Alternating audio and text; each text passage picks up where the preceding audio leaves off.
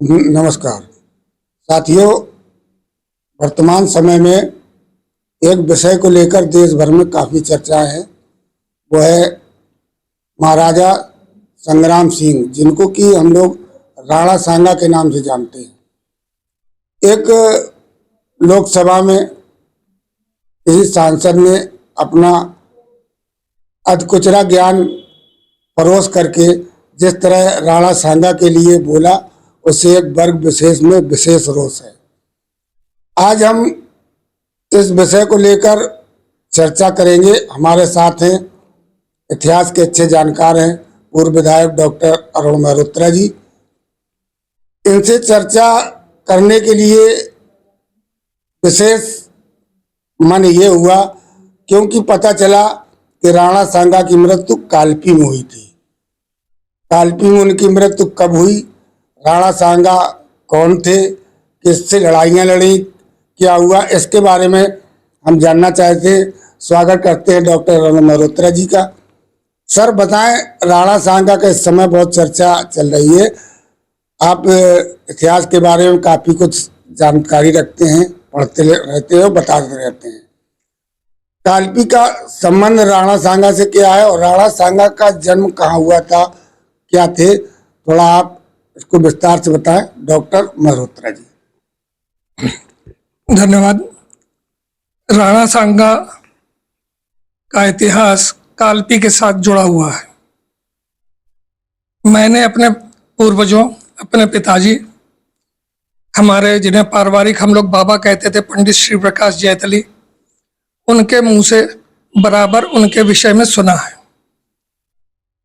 और चूंकि हम लोग पारिवारिक रूप से कालपी में कई पीढ़ियों, कई सदियों से रह रहे हैं, तो कुछ जानकारी बराबर एक से एक आगे एक पीढ़ी में सुनकर ही आगे आई हैं। जैसे कि झांसी की रानी लक्ष्मीबाई 5 अप्रैल 58 से लेकर 22 मई 1958 तक हमारे पैतृक देवालय में ठहरी। उनसे पहले की चीज़ें, उनके बाद की चीज़ें विभिन्न चर्चा में सामने आती रही, हम लोग सुनते रहे। राणा सांगा के बारे में भी बाबा पंडित श्री प्रकाश जैतली द्वारा हमने सुना है जब हम छोटे थे कि राणा सांगा कालपी की हवेली से गायब हो गए। बचपन में वो बड़ा कौतूहल का विषय लगता था कि राणा सांगा कालपी की हवेली से गायब हो गए। वो ये बात कालपी की काली हवेली के संदर्भ में कहते थे। राणा सांगा, जिनका पूरा नाम महाराणा संग्राम सिंह था, चित्तौड़ के महाराजा थे। बहुत विशाल साम्राज्य था उनका, सिंधु नदी से लेकर मालवा तक और दिल्ली, ग्वालियर, कालपी सब जगह उनका साम्राज्य था। राणा सांगा ने इब्राहिम लोधी को 2 बार हराया। राणा सांगा ने बाबर के खिलाफ लड़ाई लड़ी, लेकिन राणा सांगा खानवा के युद्ध में बुरी तरह घायल हो गए थे। खानवा भरतपुर के पास है और वहां पर वो भाले तलवार वाला युद्ध था, लेकिन बाबर ने बारूद का पहली बार वहां पर इस्तेमाल किया था, जिससे कि अनभिज्ञ थे भारतीय लोग। इन सब बातों को छुपाया गया है, बहुत सी बातें तोड़ी मरोड़ी गई हैं। हमारे यहाँ अकबरनामा, बाबरनामा, इस तरह की चीजें करके हिंदू राजपूत शासकों, हिंदू राजाओं जिन्होंने राष्ट्रभक्ति, देशभक्ति में अनेकों कार्य किए, उनको छुपाया गया। कुछ इतिहासकार भी हुए हैं अपने आजाद भारत में, इरफान हबीब जैसे, प्रोमिला थापर जैसे, जिन्होंने पूरी तरह इतिहास को तोड़ मरोड़ के बिल्कुल जेएनयू की स्टाइल में लिखा है। जैसा कि जेएनयू में यह दक्षिणपंथी विचारधारा से दूर हटके बिल्कुल पूरी वामपंथी शैली में बुराई करी है हिंदू राजाओं के, छत्रपों के। महाराणा संग्राम सिंह ने सभी राजपूत राजाओं को एक साथ किया था। उनको खानवा में घायल होने के बाद अचेतावस्था में कालपी लाया गया था। कालपी लाकर उनको रखा गया। जब वो होश में आए तो वो फिर जिद करने लगे कि मैं बाबर को जीते जी हिंदुस्तान में नहीं रहने दूंगा, बाबर को हिंदुस्तान से हटा के रहूंगा। और जब उन्हें मालूम पड़ा कि बाबर की सेनाएं चंदेरी के लिए प्रस्थान कर चुकी हैं, क्योंकि चंदेरी के राजा भी इनके अधीन थे, इनके सहयोगी थे, साथ के थे। तो जब उनको ज्ञात हुआ कि चंदेरी के दुर्ग पे आक्रमण करने के लिए बाबर की सेनाएं रवाना हो गई हैं, तो उन्होंने पुनः राजपूत राजाओं को, सेनापतियों को इकट्ठा करने की बात शुरू कर दी। उतनी घायल अवस्था में भी, उस समय उनके 84 गांव थे बदन में।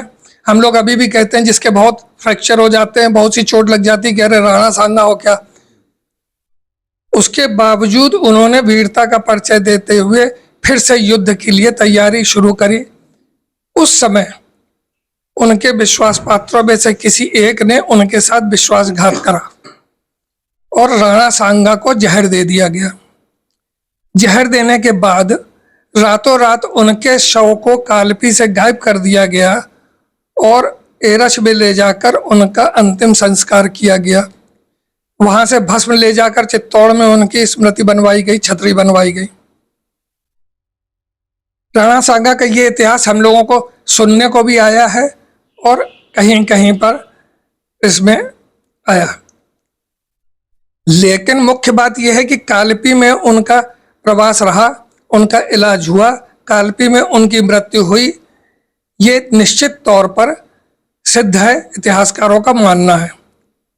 इस संबंध में मैंने एक अनुरोध किया है कि माननीय मुख्यमंत्री जी कालपी में जिस स्थान पर वो रहे और जहां पर उनकी मृत्यु हुई उसको चिन्हित करके वहां पर राणा सांगा का एक स्मारक का निर्माण करवाने की कृपा करें, क्योंकि माननीय योगी जी के नेतृत्व में प्रदेश में राष्ट्रहित के और राष्ट्र की मर्यादा के और जिन लोगों ने देश के लिए कार्य किया है, जिन्होंने भारत की देश की आज़ादी के लिए काम किया, जिन्होंने मुगल राजाओं के खिलाफ लड़ाई लड़ी, उन सब के सम्मान के लिए कार्य किए जा रहे हैं।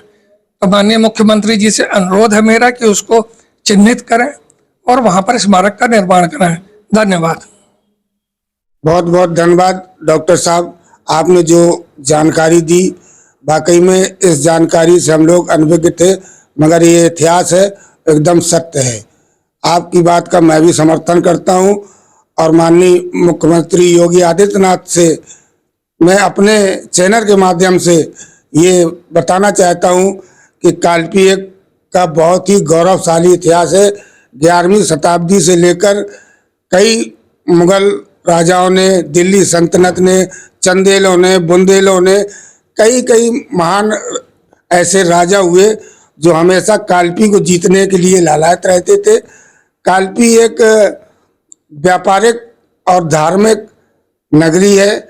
कालपी जल मार्ग से जुड़ी है और उस समय व्यापार कालपी में होता था और देश के विभिन्न शहरों में कालपी से ही जल मार्ग से व्यापार होता था।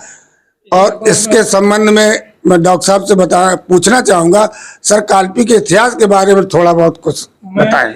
एक बात यहाँ पर और बताना चाहूँगा कि कल्पना कीजिए, सन 1526 में गजेटियर में दर्ज है, अभिलेखों में दर्ज है कि कालपी का राजस्व 4,28,56,000 टका था। तो सन 1526 में जब ये था इसका इतना राजस्व, तो कालपी का क्या सामरिक और व्यापारिक महत्व रहा होगा उस समय पर, इस बात की कल्पना की जा सकती है।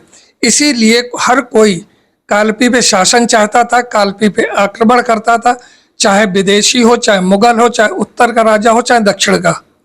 तो कालपी केंद्र बिंदु थी। शेरशाह सूरी के समय पर भी बंगाल से और दिल्ली के बीच में कालपी प्रमुख केंद्र रही। हर राजा ने, इब्राहिम लोधी हैं, महमूद शाह लोधी रहे हो, सुल्तान जलालुद्दीन रहा हो, सब ने कालपी पे आक्रमण किया और कालपी को लूटा है। कालपी पे शासन हर कोई चाहता था। तो कालपी का सामरिक महत्व और आर्थिक महत्व था। और राणा सांगा की मृत्यु के विषय में यह जरूर तय है कि राणा की मृत्यु सन 1528 में हुई है। उनका तिथि संभावित मई में थी। एग्जैक्ट तिथि तो कहीं पे मृत्यु कार्यालय नहीं है जहां नोटों इतिहास में इतने ट्विस्ट आए हैं कि उस चीज के बारे में, सही तिथि के बारे में निर्णय किया जाना संभव नहीं है, लेकिन इतना निर्विवाद है कि राणा की मृत्यु कालपी में हुई है। धन्यवाद। बहुत बहुत धन्यवाद डॉक्टर साहब, आपने अपना बहुमूल्य समय मुझे दिया, आपका आभार व्यक्त करता हूं। और मैं आगे भी कालपी के इतिहास के बारे में आपसे समय लेता रहूंगा, जानकारी करता रहूंगा। आज आपने बात की, आपका बहुत बहुत धन्यवाद। आप देख रहे हैं लाइव न्यूज 92।